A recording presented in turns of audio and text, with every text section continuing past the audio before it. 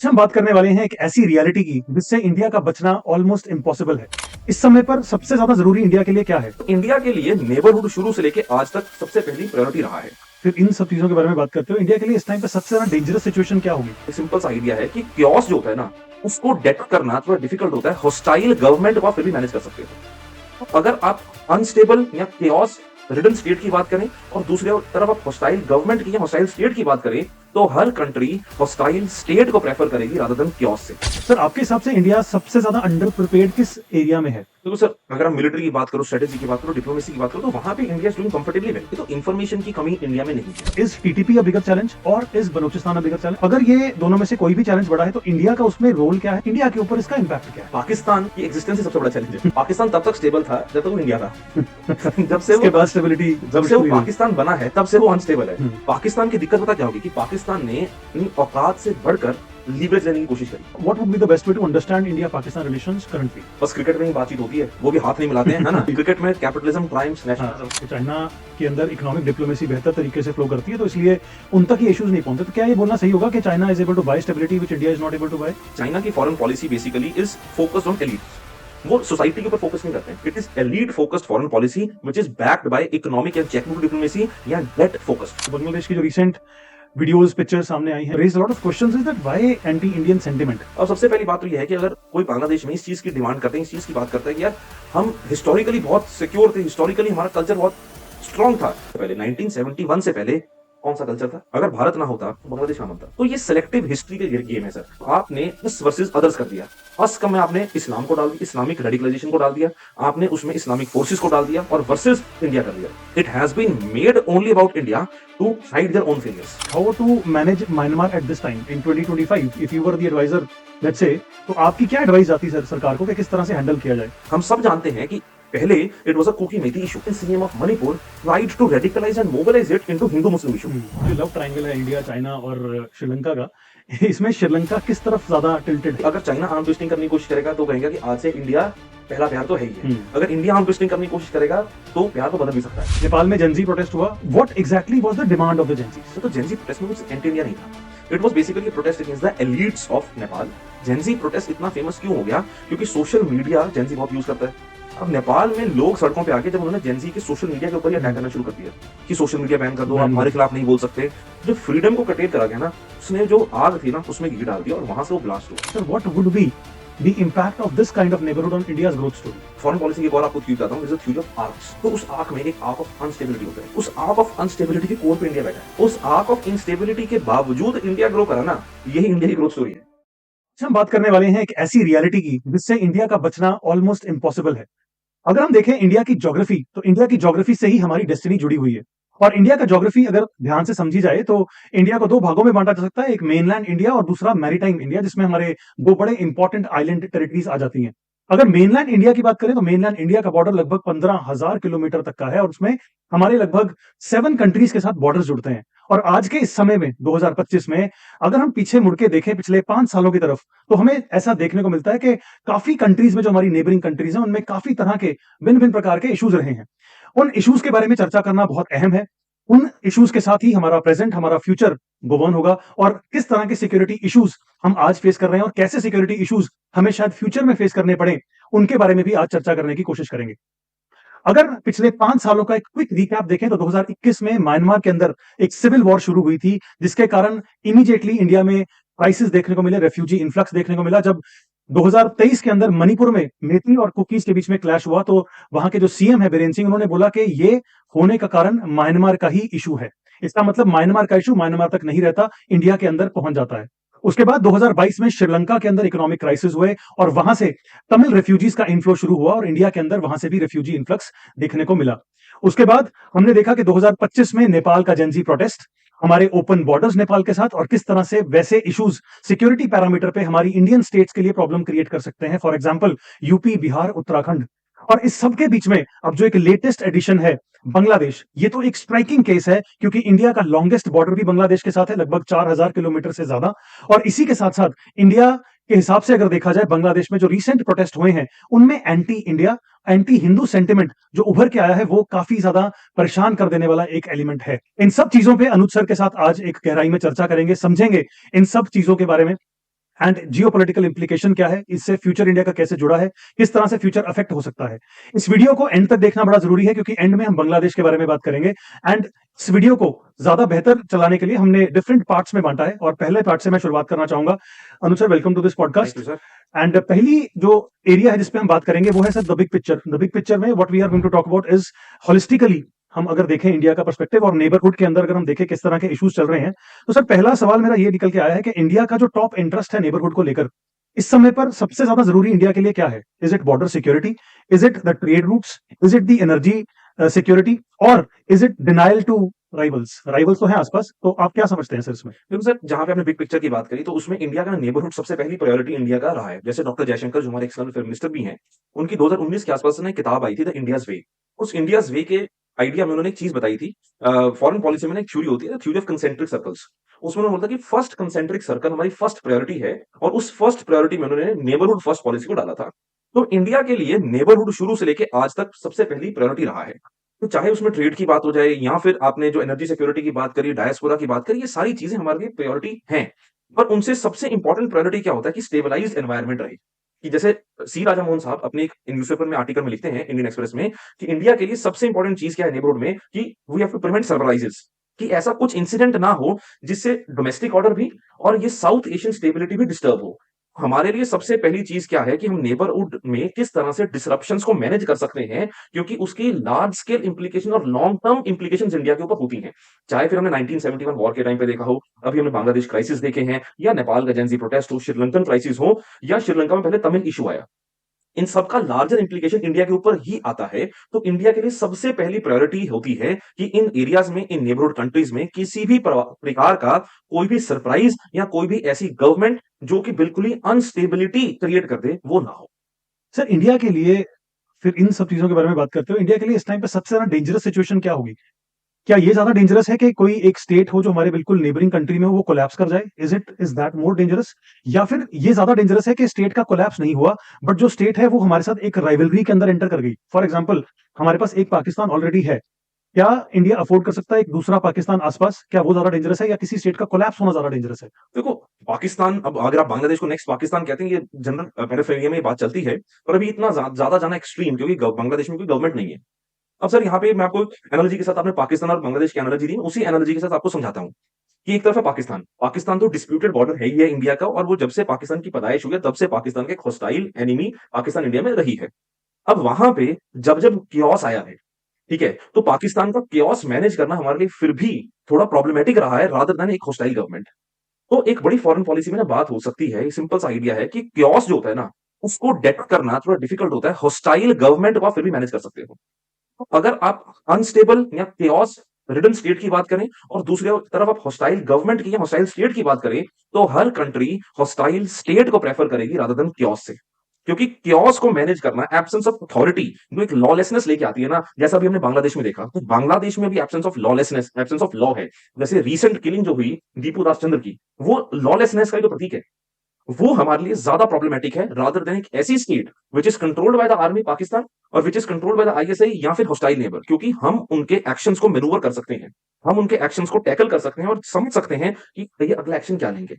एक lawless state में, जहां पे एक लॉलेस गवर्नमेंट या लॉलेसली मॉबोक्रेसी बन जाए, लोग सड़कों पर उतर के एक एंटी इंडिया सेंटीमेंट से कंट्रोल करें, उसका लार्ज स्केल डायस्पोरा के ऊपर और large scale people to people relation के ऊपर इंपैक्ट आता है। तो सिंपल सी बात है कि India can manage hostile governments, but it is very difficult to manage chaos. Very interestingly put forward sir. India की सर अगर बात करें, जैसे रिसेंटली हमने नेपाल में जो देखा, बांग्लादेश में जो देखा, और आसपास के जो भी एग्जांपल्स के बारे में बात ऑलरेडी कर चुके हैं, सर आपके हिसाब से इंडिया सबसे ज्यादा अंडर प्रिपेयर्ड किस एरिया में है? क्या इंडिया इंटेलिजेंस में थोड़ा सा पुअर है? क्या हमारे पास समय पर इंफॉर्मेशन नहीं आ पाती? क्या हमें अगर समय पर इंफॉर्मेशन मिल जाती है हम एक्शन नहीं ले पाते? या फिर हमारी पब्लिक डिप्लोमेसी की अगर हम बात करें वो वीक है, क्योंकि एंटी इंडिया सेंटिमेंट या एंटी नेबर सेंटिमेंट अगर किसी भी कंट्री में बने, तो क्या हमारी पब्लिक डिप्लोमेसी खराब है? क्या हमारी कुछ ऐसी स्कीम्स हैं या फिर हमारी कुछ ऐसी कोऑर्डिनेशन है जिसमें हम लैक कर जाते हैं, जिसके कारण हमारे लिए एक नेगेटिव परसेप्शन बन जाता है? फॉर एग्जांपल, जब हमने नेपाल में देखा, वहां पर भी कुछ एंटी इंडिया स्लोगन्स देखे गए, बांग्लादेश में भी एंटी इंडिया स्लोगन्स देखे गए, तो हम लैक कहां पर कर रहे हैं इस समय पे? देखो सर, अगर हम मिलिट्री की बात करो, स्ट्रेटेजी की बात करो, डिप्लोमेसी की बात करो, तो वहां पे India is doing comfortably well. Information जैसे अभी अपने शायद लोगों ने हमारे जो यूट्यूब देख रहे हैं उन्होंने देखो धुरंधर मूवी भी देखी होगी लोगों ने, है ना? तो उसमें भी हमारे को जैसे पहले इन्फॉर्मेशन मिल जाती है, तो इन्फॉर्मेशन की कमी इंडिया में नहीं है। हमारी security agencies are quite comfortable, they are quite capable कि उन सारी सिचुएशंस को टैकल कर सकते हैं। Intelligence agencies, military agencies, security agencies के तौर से हमारे देश इज ब्लेस्ड कि हमारे पास ऐसे लोग हैं जो इन सारी चीजों को मैनेज कर सकते हैं। और दूसरी बात सर जो आपने करी अ, उसकी डिप्लोमेसी के लेवल के ऊपर या फिर एंटी इंडिया सेंटीमेंट के लेवल के ऊपर, ये ना एक बड़ा देश छोटे देशों के साथ जब जुड़ता है ना, तो उसमें ये नेचुरल प्रॉब्लम्स हैं जो आती हैं। लार्ज कंट्री जो होती है, जैसे इंडिया है, इस साउथ एशियन नेबरहुड में इंडिया इकोनॉमिकली भी ग्रो कर रहा है, इकोनॉमिकली भी रिलेटिवली स्टेबल है बाकी कंट्री के मुकाबले, मिलिटरी भी स्टेबल है, पॉपुलेशन वाइज भी हमारे पास अच्छा कंट्रोल है, इकोनॉमिकली भी we are doing very good. तो हर लेवल से मिलिटरी स्ट्रेटेजिकली इंटरनेशनली भी अगर आप रिप्यूट देखो तो इंडिया को टॉप के 5 देशों में गिना जाता है जो डिप्लोमेटिकली सबसे ज्यादा वेट कैरी करते हैं आज के समय के ऊपर। मतलब in spite of France and UK being a part of P5, उनसे पहले भी इंडिया का डिप्लोमेटिक वेट है आज के समय के दुनिया के ऊपर। तो ऐसी कंट्री अगर घिरी हो छोटी कंट्री से ना, तो वहां पे नेचुरली ही एक अनस्टेबल एनवायरनमेंट, एक एनिमोसिटी होती है। जैसे इंडिया को ऑफन एक्यूज किया जाता है बिग ब्रदर एटीट्यूड के साथ, वो बिग ब्रदर एटीट्यूड इंडिया की तरफ से ना भी हो, पर एक नेचुरल इनसिक्योरिटी होती है।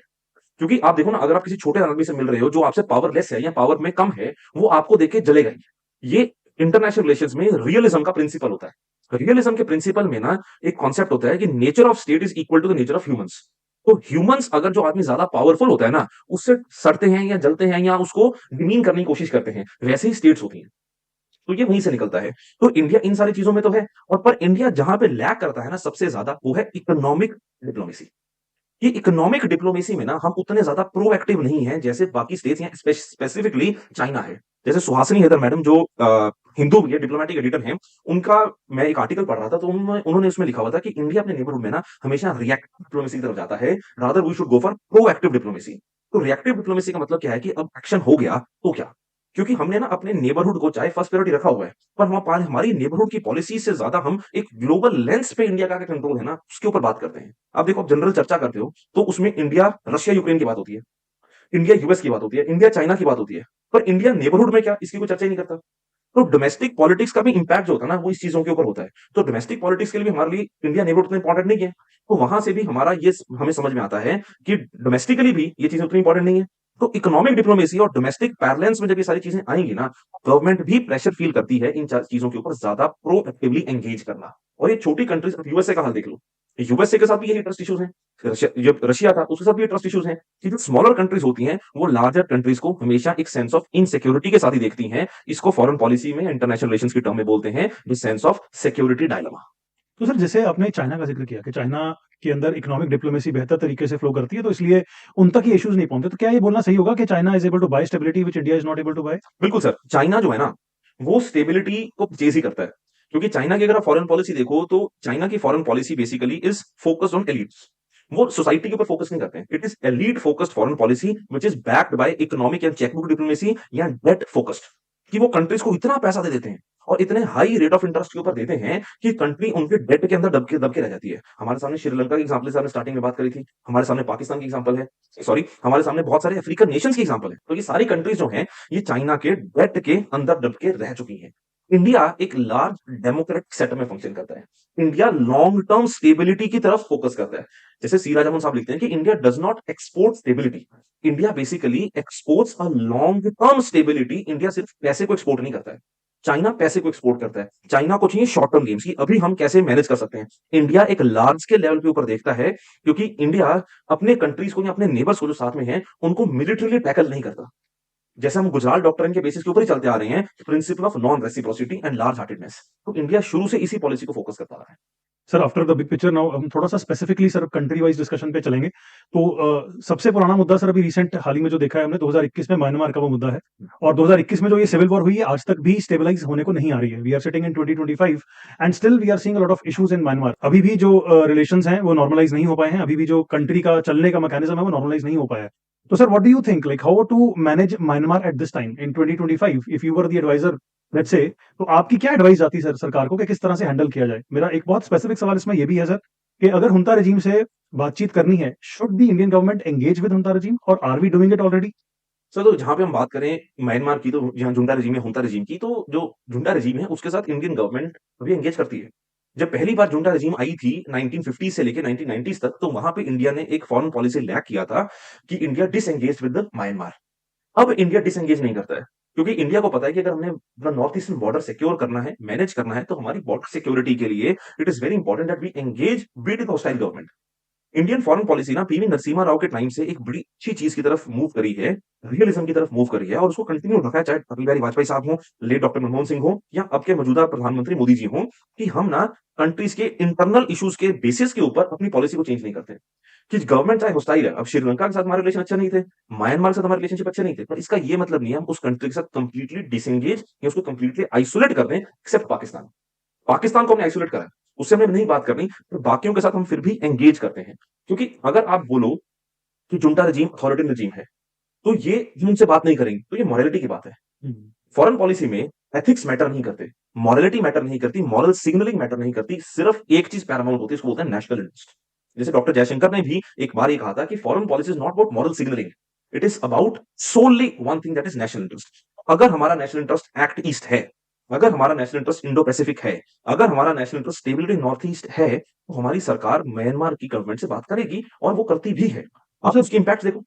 तो सर जैसे अभी नॉर्थ ईस्ट का आपने जिक्र किया, तो नॉर्थ ईस्ट में जिस तरह से इंसर्जेंसी 2023 मणिपुर का इशू हुआ, वहां पर भी सीएम ने बोला कि ये होने का बहुत बड़ा रीजन है कि म्यांमार से रोहिंग्यास जो थे वो एंटर कर गए थे, और वो आउटसाइडर्स ने आकर इनसाइडर वर्सेस आउटसाइडर की लड़ाई शुरू करवा दी। तो सर जिस तरह से भी आप उसी के बारे में आप एक्सप्लेनेशन लेकर आ रहे थे कि जो हुंता रजीम है उसके साथ बातचीत करनी पड़ेगी, तो सर अगर इस दौर में हम बातचीत की बात करें, तो म्यांमार के साथ जो बातचीत होगी, how is it going to affect the development of North East? ये नॉर्थ ईस्ट एरिया में सिचुएशन को काम कर सकती है? सर ऐसा नहीं कि बातचीत करनी पड़ेगी, बातचीत होती है। हम्म, भारत सरकार है, आप मैं जितने भी हमारे यूट्यूब पे लोग देख रहे हैं, तो मैं उनसे कहूंगा कि आप पिछले कुछ सालों में, जब से जुंटा रजीम आई है, उसके बाद आप इंडिया म्यांमार पॉलिसी को फोकस करो। तो वहां पे ऐसा एक भी इंसिडेंट उठा के दिखा दो मेरे को, एक भी ऐसा आर्टिकल, एक भी ऐसा न्यूज आइटम, एक भी ऐसी स्टेटमेंट दिखा दो जहां से Indians who are holding position, be it honourable prime minister, और ऑनरेबल एक्स मिनिस्टर, और एनएसए, और एनीवन इन द गवर्नमेंट, जिसने म्यांमार के बारे में कुछ गलत कहा हो। Hmm, Indian foreign policy recognises this कि होगा अथॉरिटेरियन रजीम। आपने मणिपुर के सीएम की बात करी, अब वहां पे उनसे इंटरनल सिक्योरिटी सिचुएशन संभली नहीं। हम सब जानते हैं कि पहले it was a Kuki Meitei issue. Hmm, आप तो सर सिक्योरिटी पढ़ाते हैं, तो करेक्ट। सिक्योरिटी के बारे में अच्छी तरह जानकारी रखते हैं। It was a Kuki Meitei issue. So when the things went out of control, the then CM of Manipur tried to radicalise and mobilise it into Hindu Muslim issue. Hmm, starting में it was not Hindu Muslim issue. अभी भी कौन वहां पे Rohingya की बात करता है कि रोहिंग्यास की वजह से? ऐसा नहीं था, हम्म, और ना ही ऐसा है। रोहिंग्यास का प्रॉब्लम डिफरेंट है। मणिपुर में अगर हम बोलें कि स्प्रिंकल्ड बेसिस में रोहिंग्यास हैं, होंगे। हम्म, भारत सरकार भी उस चीज की जानकारी को, जिनको डिपोर्ट भी कर रहे हैं, चाहे आसाम हो, चाहे बिहार हो, चाहे दिल्ली हो, कहीं पे भी हो, भारत सरकार की पॉलिसी उनको वापस भेजना, वो भेजेगी। पर क्या उसकी वजह से मणिपुर इंस्टेबिलिटी हुआ था? रीजन वो नहीं है। वो नहीं है, करेक्ट। तो वहां पे सरकार उस लेवल के ऊपर काम करती है। तो सर जिस तरह सरकार अभी हाल ही में अगर हम देखें, म्यांमार के साथ डील करने का तरीका काफी हार्श रहा है। जिस तरह से बॉर्डर पहले ओपन रहे, एफएमआर इन प्लेस रहा, 16 किलोमीटर तक का आना जाना जो ट्राइबल लोग हैं उनके लिए हमेशा से अलाउड रहा है। मणिपुर के जो लोग हैं वो म्यांमार जा सकते हैं, म्यांमार के जो लोग हैं वो इंडियन टेरिटरी में आ सकते हैं, बट 16 किलोमीटर तक का रीजन था। बट अभी कुछ टाइम पहले ही जब से ये 2023 में मणिपुर क्लैश हुआ, तो सरकार ने इसको कम कर दिया है, 10 किलोमीटर कर दिया। और अब सरकार बोल रही है कि हमने इवन फेंसिंग भी शुरू कर दी है म्यांमार बॉर्डर के ऊपर।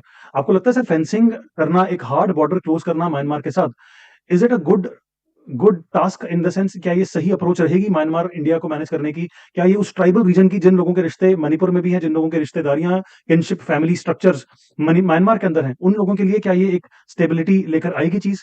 तो सर जैसे आपने सिक्स फेंसिंग की बात करी, तो जो मेघालय के सीएम हैं कॉर्नल संगमा जी, उन्होंने भी भारत सरकार से तब ये बात की थी कि एफएमआर के जो 10 किलोमीटर वाला है, एफएमआर को बंद करने वाला, इस चीज को ना किया जाए।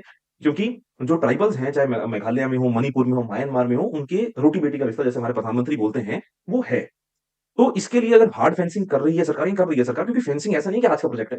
ये फेंसिंग का जो प्रोजेक्ट है ना, ये एक कंटिन्यूस प्रोजेक्ट है जो पिछले 20-25 सालों से भारत सरकार का चल रहा है। जब डॉक्टर मनमोहन सिंह प्रधानमंत्री थे, तो जितनी ज्यादा बॉर्डर फेंसिंग, ना ही सिर्फ म्यांमार में, पर बाकी चाहे पाकिस्तान हो, चाहे आपका बांग्लादेश हो, बांग्लादेश में बहुत ज्यादा जितनी भी बॉर्डर डेवलपमेंट। फेंसिंग हुई है, तो अगर हम मोदी जी की सरकार को और मनमोहन सिंह जी की सरकार की फॉरेन पॉलिसी कंपैरिजन की बात करें, तो जितनी ज्यादा बॉर्डर फेंसिंग रिगरस मैकेनिज्म से मनमोहन सिंह जी की सरकार के टाइम पे हुई है, उतनी किसी सरकार के टाइम के ऊपर नहीं हुई।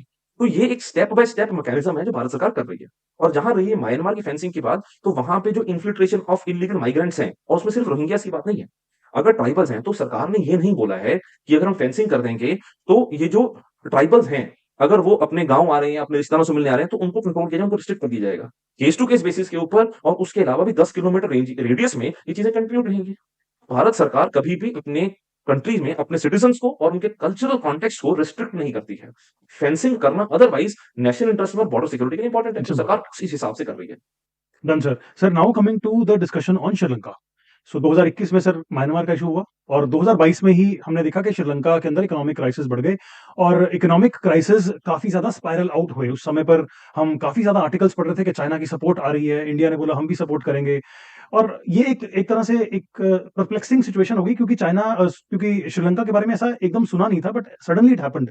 Sir what do you think in 2025 as of now has Sri Lanka been able to exit the economic problem और अभी भी क्या वो अभी स्ट्रगल कर रहे हैं? What are they actually, which phase are they in at this point? Sri Lanka की प्रॉब्लम तो काफी देर से चल रही थी, पर जैसे एक स्टेटमेंट मैं कहीं पढ़ रहा था, उसमें ये लिखा हुआ था कि Sri Lanka is stable on paper but fragile on street. तो श्रीलंका के लिए सबसे सूटेबल स्टेटमेंट है कि it is stable on paper but fragile on street, क्योंकि गवर्नमेंट बन गई, ठीक है, लेफ्ट विंग गवर्नमेंट आई, कम्युनिस्ट गवर्नमेंट आई है, पर वो कम्युनिस्ट गवर्नमेंट ट्राई कर रही है कि किस तरह से हम इकोनॉमी को स्टेबलाइज कर सकते हैं। तो वहां पे सबसे बड़ा क्राइसिस इकोनॉमिक क्राइसिस था, इकोनॉमिक स्टेबिलिटी थी।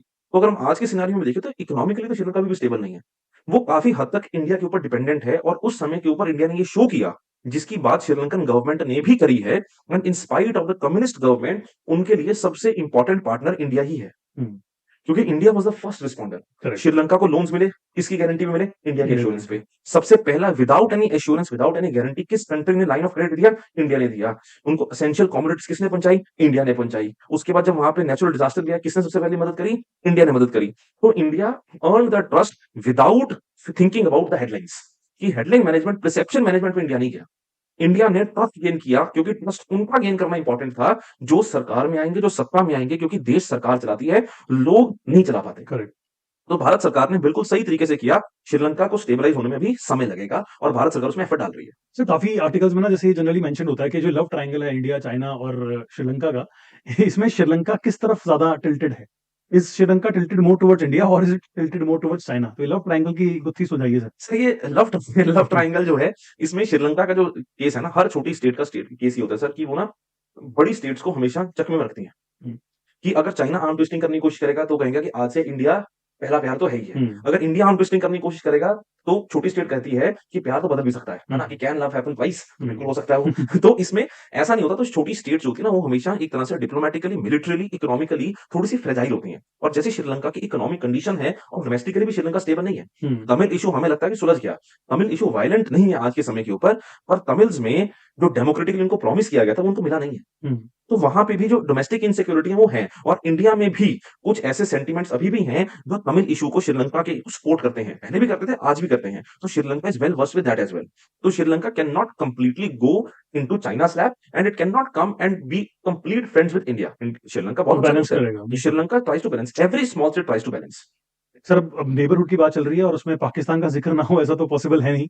पाकिस्तान की हिस्ट्री से तो हम काफी वाकिफ हैं सर, बट रिसेंटली इवन अगर हम नेबरहुड की बात कर रहे हैं, चाहे वो इंटरनल इश्यूज हमने बात किया, म्यांमार ने फेस किए, श्रीलंका ने फेस किए, पाकिस्तान के भी बहुत इंटरनल चैलेंजेस हैं अभी। वो चाहे आउट इन दी ओपन अगर हम बात करें कि वो यूएन में ना इसका जिक्र करें, कहीं भी ना करें, but we know what is Pakistan going through, we know how they are troubled with TTP, how active TTP is at this point, we understand how the issue of Balochistan is becoming uncontrollable and और ऐसे जो internal मुद्दे हैं पाकिस्तान के, obviously ये spill over करते हैं, India की सिक्योरिटी को चैलेंज करते हैं और इंडिया का नाम इनके साथ जोड़ा जाता है। जब भी कुछ बलूचिस्तान के साथ होता है उसको they connected to India, that India is sponsoring certain activities there. Sir Pakistan के बारे में सर थोड़ा बात करना जरूरी है। What are the internal challenges currently? Is TTP a bigger challenge और is Balochistan a bigger challenge? Number one. और अगर ये दोनों में से कोई भी चैलेंज बड़ा है तो इंडिया का उसमें रोल क्या है? और अगर ये हमसे ना सॉल्व हो सके, इंडिया के ऊपर इसका इम्पैक्ट क्या है? सर सबसे पहले तो मैं आपके क्वेश्चन में थोड़ा सा चेंज करना चाहूंगा। जब मैंने बोला कि टीटीपी बिगर चैलेंज और बलूचिस्तान में बिगर चैलेंज, पाकिस्तान की एग्जिस्टेंस ही सबसे बड़ा चैलेंज है। तो आपने बोला कि पाकिस्तान का इतिहास सब जानते हैं। पाकिस्तान तब तक स्टेबल था जब तक वो इंडिया था। जब से इसके वो बाद स्टेबिलिटी जब से वो पाकिस्तान बना है तब से वो अनस्टेबल है। तो पाकिस्तान में सिर्फ इकोनॉमिक क्राइसिस या सारी चीजें नहीं है, रेडिकलाइजेशन ऑफ पाकिस्तान में पाकिस्तान एक ऐसा बबल बन के बैठ गया, जैसे होता है ना कि फिजिक्स में हम पढ़ते हैं, साइंस हम पढ़ते हैं, तो उसमें ऐसा होता है ना कि कुछ चीजें इतनी इंटरनली सेंटर से हैवी हो जाती है ना कि ऊपर जाके अपने ऊपर कोलैप्स कर जाती हैं। तो पाकिस्तान के साथ वही हुआ कि पाकिस्तान ने अपनी इतनी भुजाएं फैलाई, इतनी बाहें फैलाई, इंटरनली वो इतना खोखला था कि वो अपने ऊपर जाके गिर गया।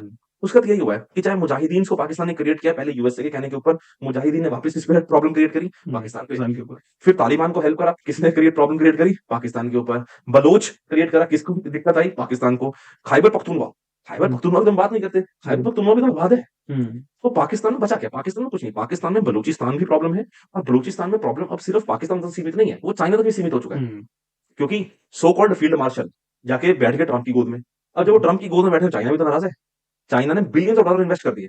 गवादर आपने अभी तक चाइना को डिमांड प्रॉपर बताया नहीं। सीपेक अनस्टेबल है, तो चाइना कहता है कि भैया हम कहाँ गए। हम्म, पाकिस्तान की दिक्कत पता क्या होगी कि पाकिस्तान ने अपनी औकात से बढ़कर लीवरेज लेने की कोशिश करी। तो उसने इतनी ज्यादा एक्सटर्नल लीवरेज ले ली ना कि उसके इंटरनल क्राइसिस उसे मैनेज हो नहीं रहे। एक्सटर्नल लीवरेज के चक्कर में उसको समझ नहीं आ रहा कि वो क्या करे। अभी मैं आपको, आपने पाकिस्तान की बात करी, मैं आपको परसों की न्यूज देता हूँ। पाकिस्तान के जो so called field marshal Asim Munir, वो लीबिया गए। लीबिया डिस्प्यूटेड एरिया है, और वो लीबिया में जाके लीबिया की जो दो प्रॉब्लमेटिक गवर्नमेंट्स हैं जो आपस में लड़ रही हैं, एक फैक्शन को प्रॉमिस करके आए हैं कि हम आपको हथियार सप्लाई करेंगे बिलियंस ऑफ डॉलर के। उन पाकिस्तान के पास है नहीं हथियार। वो क्या करेगा, वो मैन्युफैक्चर भी नहीं करता। वो एक जगह से पैसा उठाएगा, डिस्ट्रीब्यूटर बन हथियार जाएगा देगा, फिर। फिर वहां से पैसा आएगा, फिर वो पैसा उनको देगा, थोड़ा सा अपना इंटरेस्ट बीच में रखेगा, तो मिडल का काम करेगा। तो पाकिस्तान के लिए उनकी आर्मी सबसे बड़ी प्रॉब्लम है, हम्म। उनके इंटरनल पॉलिटिकल क्राइसिस है, और फिर ये टीटीपी और बलूचिस्तान जैसे इशू आते हैं। तो सर ये जो जब पाकिस्तान के इंटरनल क्लैशेस बढ़ते हैं, फॉर एग्जांपल अभी चलो कुछ समय शांति रहती है, पर ज्यादा देर शांति पाकिस्तान में उम्मीद करना थोड़ा प्रॉब्लमेटिक ही है। तो जब भी शांति वहां की खराब होती है, वो उसका इम्पैक्ट इंडिया पे किस तरह से, किस किस पैमानों से पड़ता है? सच वहां पे ना सबसे बड़ा इंपैक्ट जब पाकिस्तान की शांति ज्यादा, पाकिस्तान की मिलिट्री का इंपैक्ट होता है। कि जब पाकिस्तान की मिलिट्री वीकन होना लगती है लोगों की नजर में, तब पाकिस्तान वहां पे नेशनलिस्टिक जिंगोइज्म करता है, और उसका एग्जिस्टेंस या पाकिस्तान की मिलिट्री का एग्जिस्टेंस एंटी इंडिया है। तो जब वहां पे मिलिट्री चैलेंज, जैसे इमरान खान ने मिलिट्री को चैलेंज किया, उसके बाद से पाकिस्तान मिलिट्री ने बॉर्डर इंट्रूजन करने शुरू कर दिए। फिर हमने हीनियस अटैक ऑफ पहलगाम देखा। तो ये सारी चीजें जो हुई हैं, क्यों हुई है? क्योंकि पाकिस्तान की मिलिट्री एस्टेब्लिशमेंट को चैलेंज कर दिया गया। तो उसमें आईएसआई आए, उसमें ये आतंकवादी आए, उसमें मिलिट्री आए। पाकिस्तान की तो मिलिट्री आतंकवादी है।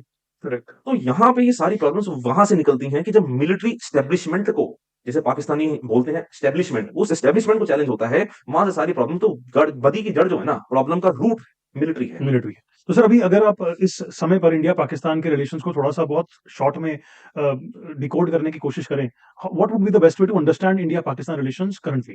देखो, Pakistan India relations they are not on talking terms. ठीक है, बस क्रिकेट में ही बातचीत होती है, वो भी हाथ नहीं मिलाते हैं, है ना। कैपिटलिज्म वहां वो पे, भी। क्रिकेट में कैपिटलिज्म ट्रायम्फ्स हाँ। नेशनलिज्म। तो ये अच्छी रील कटवाएंगे हम, कैपिटलिज्म ट्रायम्फ्स नेशनलिज्म वाली। पर उसके अलावा अगर हम बात करें, उसके अलावा नो टॉकिंग टर्म। और भारत के प्रधानमंत्री ने जब लास्ट स्पीच दी थी, तो वहां पे उन्होंने यही कहा था कि any attack on Indian state shall be considered as an attack of war. Hmm, तो वहां से एक बड़ी अच्छी टर्म कॉइन की हमारे स्ट्रेटेजिक एक्सपर्ट्स ने, सिक्योरिटी एक्सपर्ट्स ने, कि Indian policy towards Pakistan is policy of disproportionate response. Hmm. कि एक आतंकवादी हमला shall be considered as an act of war against Indian state by Pakistani state। आज के समय के ऊपर there is no talking term except outside cricket field। Now sir coming to the issues of 2025, 2025 में भी हमने दो इश्यूज देखे हैं, और पहले मैं टच करना चाहूंगा the issue of Nepal. Nepal में जनजी प्रोटेस्ट हुआ अगेन, अचानक से क्या बना, किस तरह से वीडियोस आई, काफी हॉरिफिक वीडियोस देखने को मिली, और किस तरह से कितना गुस्सा यूथ के अंदर था। उस गुस्से को बाहर जब निकाला तो किस तरह से निकाला, वो देखते हुए थोड़ा सा दुख भी लगा कि इतनी स्टेबलाइज्ड इकोनॉमी या स्टेबलाइज्ड कंट्री हमारे बिल्कुल नेबरहुड में, ओपन बॉर्डर्स इंडिया के साथ, नेपाल के अंदर कोई इशू ना हो, हम हमेशा से उम्मीद करते हैं, because Nepal has always been very closely integrated with India. But what we saw in 2025 was a little mind boggling. तो सर आप थोड़ा सा नेपाल के इशू के बारे में, जेंजी प्रोटेस्ट के बारे में चर्चा कर लेते हैं। What exactly was the demand of the Gen Zs? Sir Gen Z protest जो था ना, काफी लोगों ने उसको क्रिएट कर दिया इस तरह से कि क्या इसमें कुछ एंटी इंडिया था। तो जेंजी प्रोटेस्ट में कुछ एंटी इंडिया नहीं था। It was basically protest against the elites of Nepal, कि जो करप्शन से इतने ज्यादा ग्रस्त हो चुके थे कि नेपाल में लोग इकोनॉमिकली स्ट्रगल कर रहे थे, पर जो पॉलिटिशियंस थे और उनके बच्चे थे, वो इतनी बढ़िया आरामदायी जिंदगी जी रहे थे, और वो, उसको सबसे बड़ी बात है कि सोशल मीडिया पे फ्लॉन्ट भी कर रहे थे। तो अगर एक तरफ किसी को चोट लगी हो, कोई इकोनॉमिकली रिडन हो, या हर चीज की प्रॉब्लम हो, और आप उसको और जलाओगे ना, तो वो आग में घी डालने का काम करता है। करेक्ट। नेपाल में वही हुआ। जेंजी प्रोटेस्ट इतना फेमस क्यों हो गया? क्योंकि सोशल मीडिया जेंजी बहुत यूज करता है। अब नेपाल में लोग सड़कों पे आके, जब उन्होंने जेंजी के सोशल मीडिया के ऊपर ही अटैक करना शुरू कर दिया कि सोशल मीडिया बैन कर दो, आप हमारे खिलाफ नहीं बोल सकते। जो फ्रीडम को कटेल करा गया ना, उसने जो आग थी ना, उसमें घी डाल दिया, और वहां से वो ब्लास्ट हुआ। उसमें ऐसा कुछ एंटी इंडिया नहीं था। हाँ, गवर्नमेंट चेंज हुई, अब गवर्नमेंट स्टेबल गवर्नमेंट है, तो अभी हम उसको नहीं कहेंगे, क्योंकि अभी वो इंटरिम गवर्नमेंट की तरह से काम कर रही है। और सबसे अच्छी बात क्या थी कि वहां की लोगों ने इस चीज को इंश्योर किया कि ये हमारे लीडर बनेंगे, और वही लीडर बने। अब उसके बाद इंडिया उनसे एंगेज भी कर रहा है। तो it was not about anti India, it was basically the protest और the kind of a revolution against the status quo. It was a change that the people of Nepal wanted, चाहे आप उसको जेंजी बोलो, चाहे आप उसको कुछ भी बोलो। बेसिकली आइडेंटिटी रिकॉग्निशन के लिए एक गुहार उसके लगाई साथ गई। इंटरनल इश्यूज भी थे, जैसे कई लोगों ने बोला कि यार ये चेंज ने भी करवाया because they wanted to return back of monarchy. और जैसे मैं पढ़ रहा था, एक इंडियन थिंक टैंक ने एक आर्टिकल किया हुआ था, उसमें ये कहा था कि यार जब लोगों से पूछा गया, तो only 4 to 5% of the respondent said कि हाँ, मोनार्की वापस आ जानी चाहिए। पर 4 to 5% ऑफ जो रिस्पोंडेंट्स थे, वो मिनिमलिस्टिक थे, और उन सबकी एज जो थी ना, इट वाज +50। तो तो यूथ की तो वो डिमांड यूथ की नहीं है। डिमांड नहीं थी और मनार की वैसे भी स्टेबलाइज नहीं हो सकती।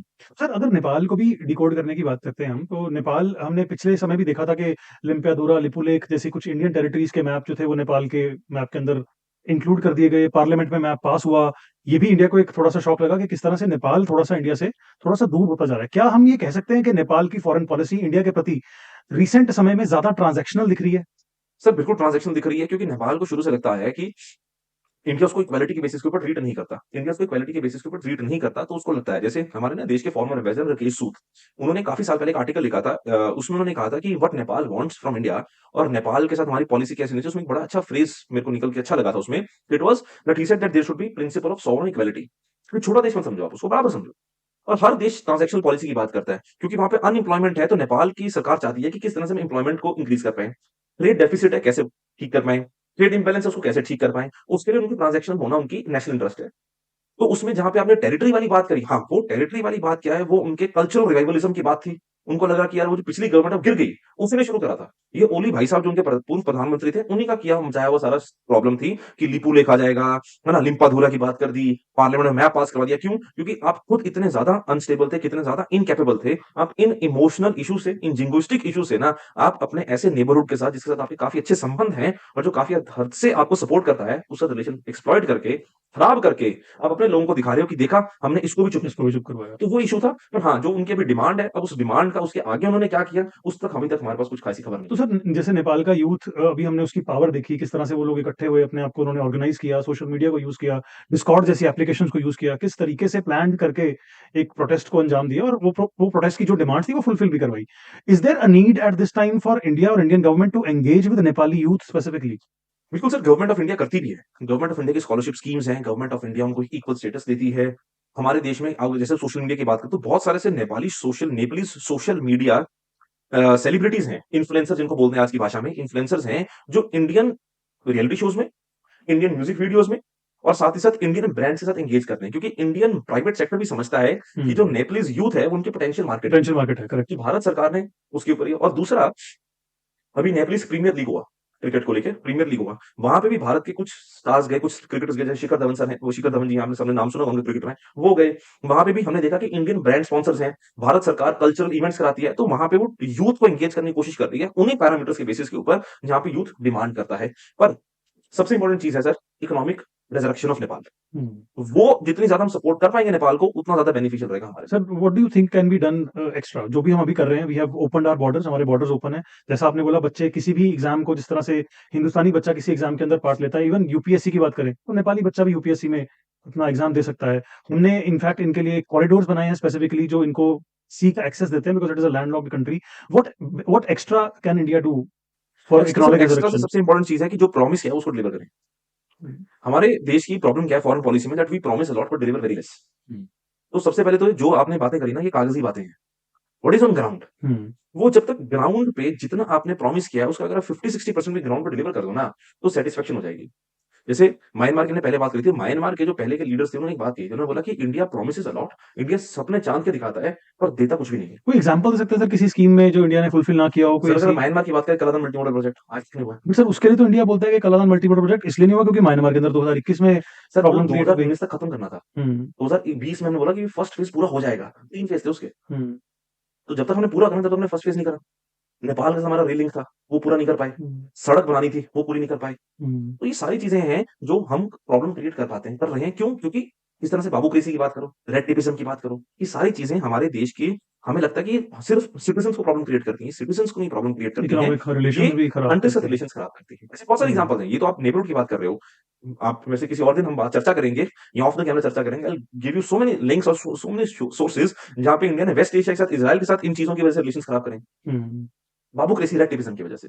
Which is a major issue in India, इन सिटीजन्स को भी तंग करती है चीज़ कई बार, और वो भी करते हैं। रिलेशंस भी खराब करती है। Sir last but not the least question about Nepal, what is the future of India Nepal relations? अभी तो अच्छा चल रहा है सर। स्टेबल चलेगा? स्टेबल और ये चलेगा। जेन ज़ी प्रोटेस्ट दोबारा ऐसा कुछ देखने को सर फ्यूचर देखो में? फ्यूचर तो मैं प्रेडिक्ट नहीं कर सकता। आपने दोनों सवाल ही मेरे से प्रेडिक्शन के पूछ लिए, है ना? इसके लिए एस्ट्रोटॉक पे मिले। पर आपने दोनों चीज़ें फ्यूचर की पूछ ली कि जेन ज़ी प्रोटेस्ट होगा, हू कैन से कि होगा कि नहीं होगा।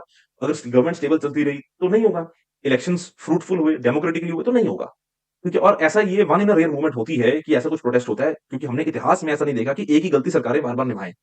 तो it was one of the moment कि इन अ स्पर ऑफ द मोमेंट ये हो गया, क्योंकि गवर्नमेंट्स भी थोड़ी उनको नहीं लगा था कि होगा। और दूसरी बात है इंडिया नेपाल रिलेशंस, ये अप एंड डाउन के साथ ही चलते जाएंगे। अगेन वही बात है, छोटा देश है, बॉर्डर्स ओपन है और कई सारी इलीगल एक्टिविटीज नेपाल के थ्रू भी इंडिया में होती है और इंडिया को नेपाल की जरूरत भी है। बफर स्टेट है तो इंडिया भी नेपाल को अपने साथ मैनेज स्टेबल करने की रखता है। कोशिश करेगा, बिकॉज इंडिया के लिए भी obviously it acts as a buffer state, तो बिल्कुल। फिर वो चाइना को बैलेंस करने के लिए इंपॉर्टेंट है। Last but not the least, अभी बांग्लादेश रिसेंट मुद्दा है।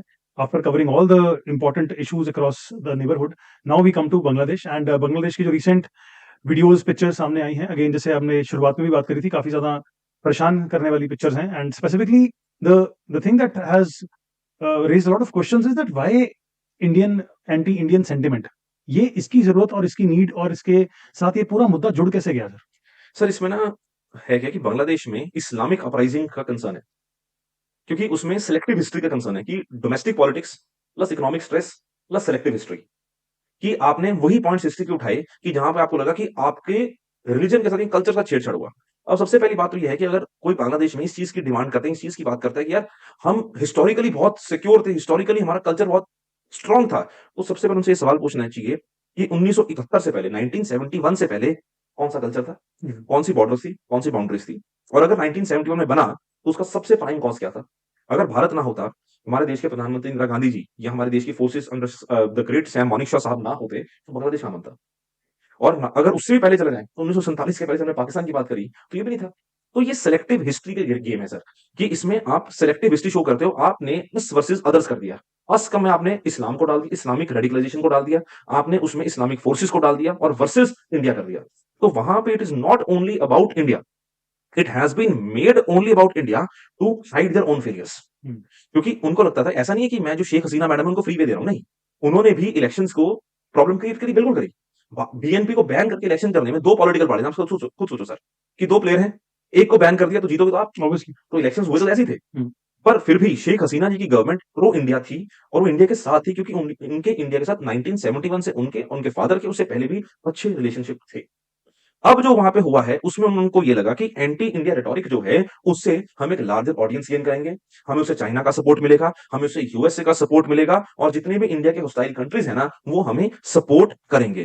तो जो उनकी एंटी इनकम्बेंसी थी ना उसको उन्होंने एंटी इंडिया रेटोरिक में कन्वर्ट कर दिया और ये सारा जो है ये कुछ रेडिकल इस्लामिस्ट पार्टीज ने किया है और पाकिस्तान मजे कर रहा है कि पाकिस्तान को लग रहा है कि ये बबल उनके ऊपर नहीं फूटेगा, पर ये बबल ऐसा है कि ये बांग्लादेश को भी बर्बाद कर देगा और पाकिस्तान तो चलो वैसे ही बर्बाद है। फ्यूचर तो ऑब्वियसली दोनों का ग्रिम दिखेगा इसके चक्कर में। तो सर इंडिया इस टाइम पे थोड़ा सा फिक्स में है ऑब्वियसली फॉरेन पॉलिसी के दायरे से अगर देखें तो, कि किस तरह से रिस्पॉन्ड बैक किया जा सकता है। I was reading this that already Indian government has issued some notices to the high command. अब वो जा चुके हैं, but what is the apt way of responding at this point? Anti India sentiment दिखा है, एंटी इंडिया स्लोगन्स दिखे हैं, anti Hindu killings देखने को मिली हैं, अभी भी उसके बाद भी कुछ और वीडियोस सामने आ रही हैं। तो इंडिया का एप्ट रिस्पॉन्स फॉरेन पॉलिसी के हिसाब से इस टाइम में क्या होना चाहिए? देखो सबसे पहले दो तीन चीजें हैं, इसमें दो तीन पॉइंट आपने छेड़े, I like to double click on all of them and I will decode them. कि पहले जैसे आपने बोला, सबसे पहले हम शुरू करें लास्ट वन से, एंटी हिंदू वाले से। अब एंटी हिंदू सेंटीमेंट जो है वो मैंने आपको पहले बताया, इस्लामिक वर्सेस अदर्स का कॉन्सेप्ट उन्होंने कर दिया, बांग्लादेश में हो गया। अब उसके लिए भारत सरकार क्या कर सकती है कि भारत सरकार अपने सीएए, सिटीजनशिप अमेंडमेंट एक्ट को थोड़ा सा लिबरल कर दे। कि आपने डेडलाइन रखी, पहले 2014 की डेडलाइन थी, आपने 2024 की डेडलाइन कर दी, डेडलाइन हटा दो। आप बोलोगे भैया ऐसा है कि जो भी बांग्लादेश में माइनॉरिटीज हैं अगर उनको प्रॉब्लम फेस करने आ जाओ इंडिया में, कंसर्न है माइनॉरिटीज का, अगर मुस्लिम्स आ रहे हैं, बांग्लादेशी मुस्लिम्स आ रहे हैं, तो मैं आपको ये लिख के दे सकता हूँ। मैं यहाँ पे मुस्लिम्स हिंदू वाली बात नहीं कर रहा हूँ, पर मैं आपको ये लिख के दे सकता हूँ। हमारे पास रिपोर्ट्स हैं कि चाहे असम हो चाहे वेस्ट बंगाल हो, वहां पे भी जो लोकल इंडियन मुस्लिम्स है ना, they are not happy with the coming of Bangladeshi Muslims. ये तो सिंपल सी बात है। तो आप सीएए को लिबरलाइज कर सकते हो अगर आप माइनॉरिटी प्रोटेक्शन की बात करते हो, that can be one thing. दूसरी, अगर हम एंटी इंडिया सेंटीमेंट की बात करते हैं तो this water will also flow under the bridge. ठीक है, वहां पे उन्होंने यूएसए के द्वारा एस्टेब्लिश्ड यूनिट्स बिठा रखे हैं और ऐसा नहीं है कि बांग्लादेश में स्टेबिलिटी नहीं होगी। और मैं ये आज ही बता सकता हूं कि ऐसा भी नहीं है कि वहां पे शेख हसीना की पार्टी की भी वापसी नहीं होगी।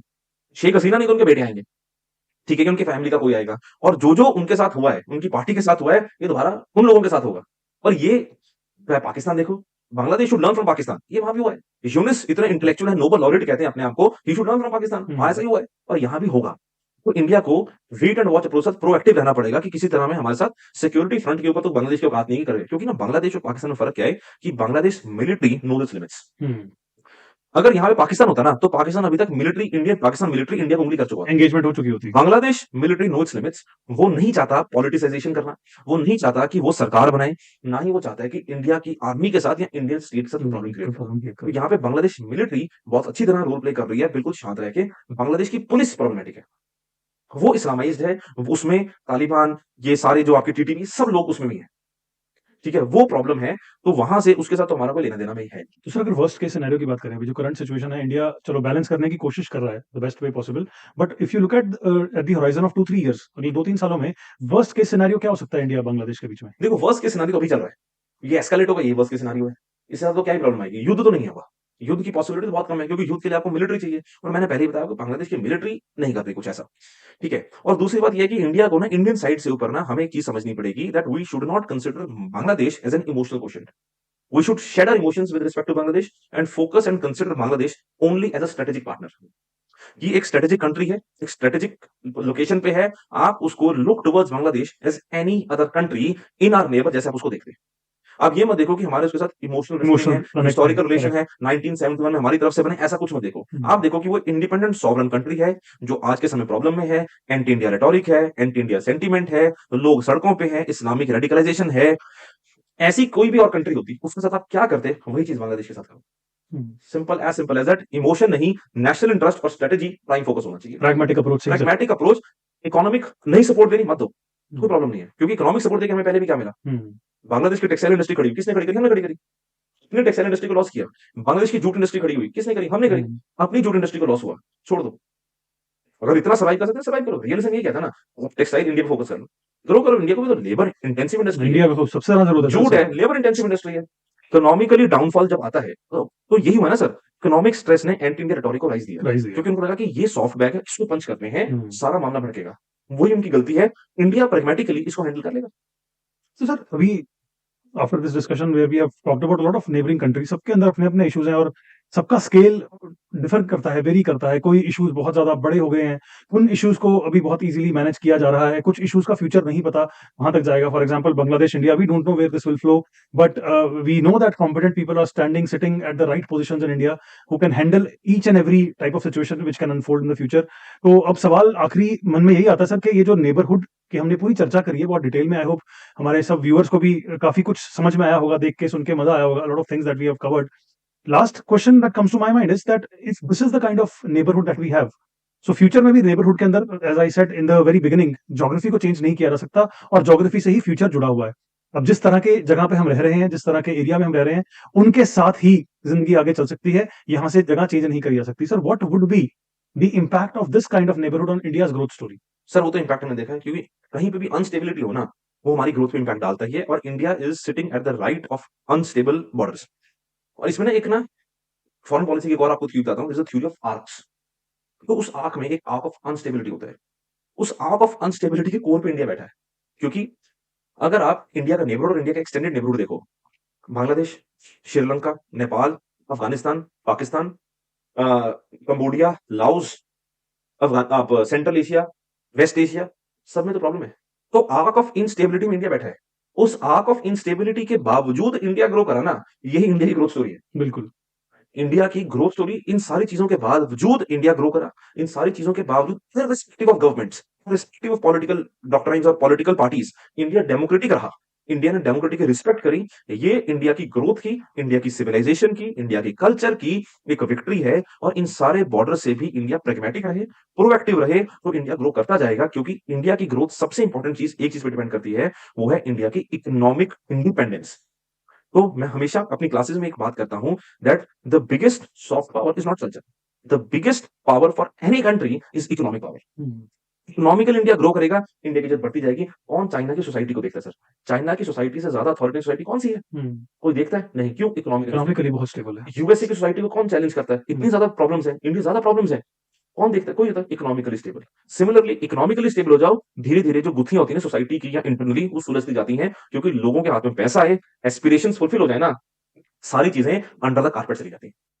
Thank you very much sir for this insight. और देखो, जिस तरह से हम बात कर रहे थे हमारे व्यूअर्स के लिए, अगर मैं दोबारा से चीज़ों को संक्षेप में थोड़ा रिपीट करने की कोशिश करूँ, इंडिया ऑब्वियसली बहुत चैलेंजेस फेस करता है नेबरहुड की वजह से, चाहे वो माइग्रेशन से रिलेटेड मुद्दे हों, चाहे वो क्रॉस बॉर्डर टेररिज्म हो, क्रॉस बॉर्डर इन्फिल्ट्रेशन हो, ह्यूमन ट्रैफिकिंग हो, या फिर फेक इंडियन करेंसी नोट्स की डिस्ट्रीब्यूशन हो, चाहे वो आर्म्स स्मगलिंग हो, चाहे वो ह्यूमन स्मगलिंग हो, चाहे वो एंडेंजर्ड वाइल्ड लाइफ की स्मगलिंग हो।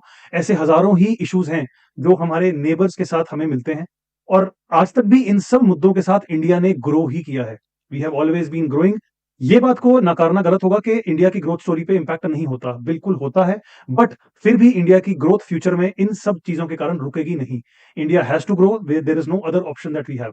इंडिया के पास बहुत अच्छी डेमोग्राफी है, बहुत बढ़िया पॉपुलेशन स्टैटिस्टिक्स हैं, बट अगर उस पॉपुलेशन को सही ढंग से तराशा नहीं जाएगा, एजुकेशन सही पैमाने पे लोगों को नहीं दी जाएगी, सही स्किल सही समय पर बच्चों को नहीं सिखाई जाएगी, तो फ्यूचर अपने आप ही ग्रिम हो जाएगा। With this, we would like to end this session. I hope आपको ये discussion बढ़िया लगी होगी. And for more such kind of discussions, please subscribe to our channel. And if you have any particular question or concern or any suggestion, you can write a comment in the comment section. Thank you very much for watching till this point. Thank you very much. Take care. Bye bye.